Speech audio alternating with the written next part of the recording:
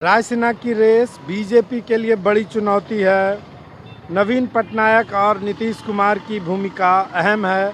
दोनों ही नेता एक राग अलाप रहे हैं और उनका कहना है कि प्रत्याशी सामने आने के बाद वो रणनीतियों का खुलासा करेंगे। देखिए, भारतीय जनता पार्टी दोनों राष्ट्रपति और उपराष्ट्रपति दोनों चुनाव को भारी बहुमत से जीतेगी और सर्वसम्मति से राष्ट्रपति और उपराष्ट्रपति बनाने में सफल होगी। 2N फैक्टर काम करेगा नीतीश और नवीन पटनायक।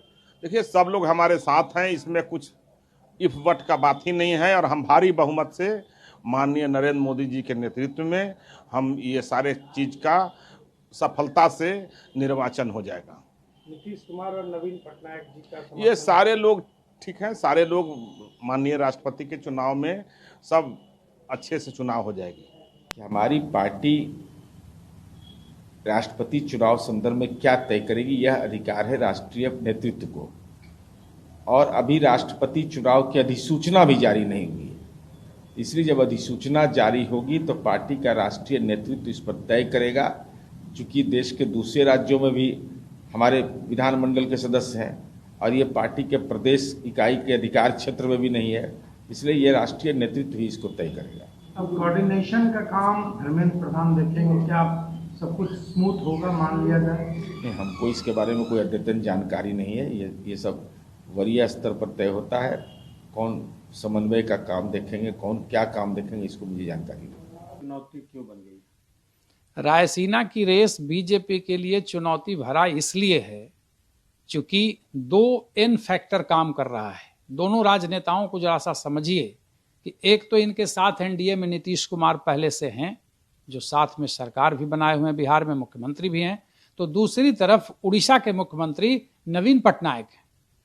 सवाल यह है कि जिस तरीके का ट्रैक रिकॉर्ड राष्ट्रपति चुनाव के दौरान नीतीश कुमार का रहा है और उनकी पार्टी का रहा है, वो बीजेपी को सशंकित कर रहा है। उसमें यह कि गठबंधन में रहते हुए यह बीजेपी के खिलाफ वोट कर चुके हैं, उसका परिणाम भी आया है, एनडीए के खिलाफ आया है। तो दूसरी तरफ जो नवीन पटनायक हैं, उनका ट्रैक रिकॉर्ड रहा है कि वे बीजेपी से इस तरीके के मुद्दों पे हमेशा सहानुभूति रखते हैं और इस तरह की सियासत में बीजेपी का साथ देते रहे। तो जो 2N फैक्टर है, यह बीजेपी के लिए महत्वपूर्ण है ताकि रायसीना की सियासत में वे सफल हो सकें।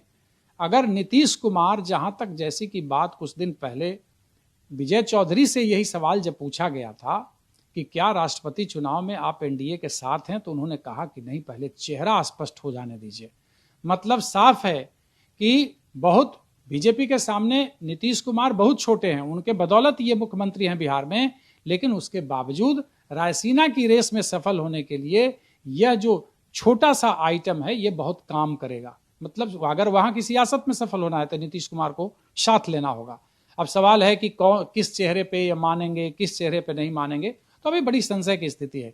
दूसरी तरफ नवीन पटनायक भी चाहेंगे कि कोई सर्वमान्य चेहरा हो जिसकी वजह से हम उनको वोट कर सकें, ताकि हमारे वोटर भी हमसे नाराज नहीं हो।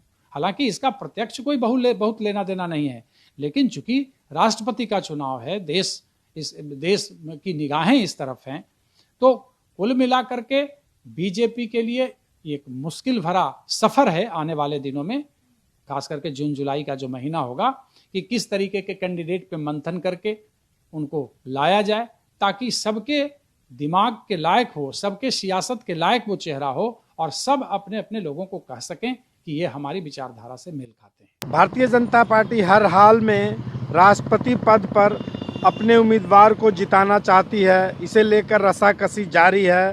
राजनीतिक दलों को अपने पक्ष में लाने के लिए भाजपा नेता जी तोड़ मेहनत कर रहे हैं। सवाल ये उठता है कि राष्ट्रपति चुनाव में नीतीश कुमार और नवीन पटनायक का रुख क्या होगा। रंजीत, ईटीवी भारत, पटना।